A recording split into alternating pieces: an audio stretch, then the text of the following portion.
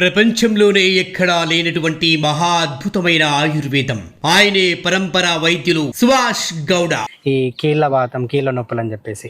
So మరి దీంతో అది ఎలా మనం చెక్ పెట్టొచ్చు? ముందైతే మనకు ఇలా తెల్లగా నేతగా వస్తుంటాయి.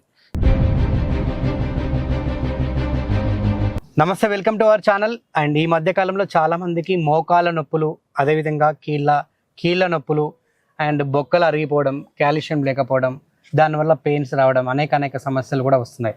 సో వాటన్నిటికీ చెక్ పెట్టే విధంగా ఈరోజు ఒక నల్లేరు చెట్టు అంటారు దీన్ని.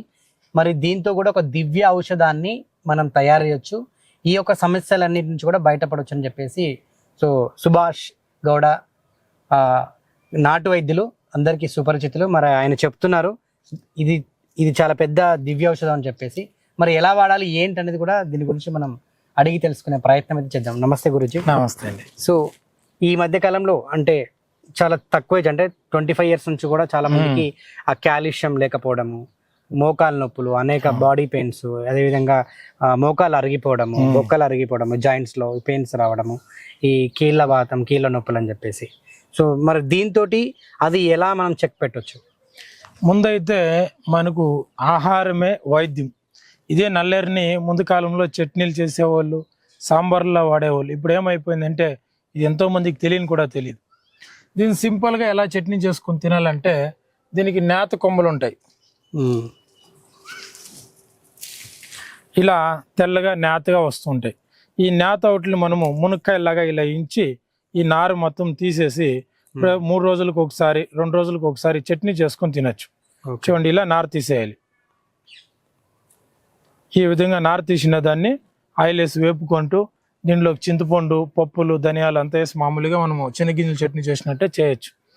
ఈ విధంగా ఇగురులు ఎవరికి దొరికితే, చిన్న నేత ఎవరికి దొరికితే, ఎవరింటిగారు నాటుకో ఉంటారో వాళ్ళు ప్రతి ఒక్కరు ఒక 3 రోజులకు ఒకసారి చట్నీ తింటూ వచ్చారంటే మీ మోకాలు నొప్పులు కానీ కాల్షియం సమస్యలు కానీ తగ్గుతాయి.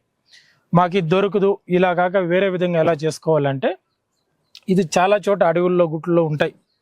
దీన్ని సమూలు మొత్తం ఇంత వరకు నరుకొని ఏరు వదిలేసి మొత్తం నరికి ఎత్తుకోవచ్చేయాలి. నల్లేరు అంతా తెచ్చి మీరు ఇక్కడ గనుపు ఉంటుంది, ఈ గనుపు దగ్గర ఒక చూరు గ్యాప్ ఇచ్చి కోసి గనుపు పడేయాలి. మిగిలిందంతా ఎత్తి ఎండకేసుకోవాలి. ఎండకేయకూడదు, ఎత్తి పెట్టుకోవాలి చిన్న చిన్న పీసులు చేసి.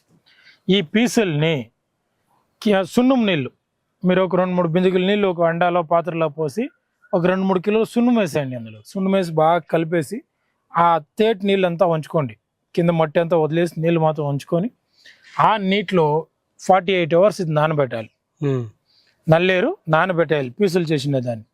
ఈ నల్లేరు 48 గంటలు నానిండే నల్లేరుని మళ్ళీ తీసి బాగా ఎండకేసేయండి. బండిపైన కానీ మిద్ది పైన ఎక్కడ ఎండేసుకొని దీన్ని మెత్తగా పౌడర్ కొట్టుకోవాలి. పౌడర్ కొట్టుకొని ప్రతిరోజు మీరు సాంబారు, తాలింపు, కర్రీ చేస్తూ ఉన్నప్పుడు ఈ పౌడర్ 1 స్పూన్ అందులో వేసేయాలి. ఎక్కువ చేసినప్పుడు 2 స్పూన్లు వేసేసి దాన్నే తింటూ వచ్చారంటే దాన్ని తిన్న వాళ్ళందరికీ కూడా నొప్పులు కానీ కాల్షియం ప్రాబ్లమ్స్ కానీ 100% క్లియర్ అవుతాయి. ఎందుకంటే ఇదే పౌడర్ సాంబార్లో వేసుకున్నారా కంప్లీట్గా కుటుంబ సభ్యులు అందరూ తినచ్చు. అలా కానప్పుడు ప్రతిరోజు 1.5 గ్లాస్ వాటర్ పోసి 1 స్పూన్ పౌడర్ వేసి బాగా ఒక 5 minutes మరిగించి ఆ కషాయాన్ని తాగుతూ రావచ్చు. సమస్య ఎక్కువ ఉన్న వాళ్ళు ఒకరే కూడా.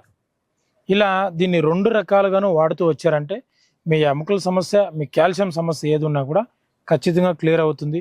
ప్రతి ఒక్కరు దీన్ని వాడుకోవాలి, వేస్ట్ చేయకూడదు.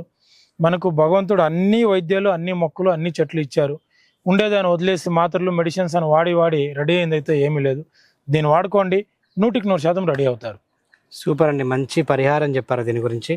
సో ఇంకెందుకు ఆలస్యం, సో మనకు అడవుల దగ్గర కూడా, విలేజెస్ దగ్గర కూడా బాగా దొరుకుతాయి. ఈ నల్లేరు చెట్టు చాలా ఉంటుంది.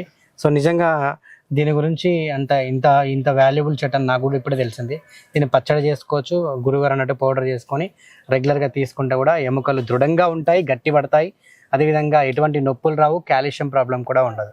సో ఆలస్యం చేయకుండా ఇది ట్రై చేయండి ఒకసారి. Thank you Guru.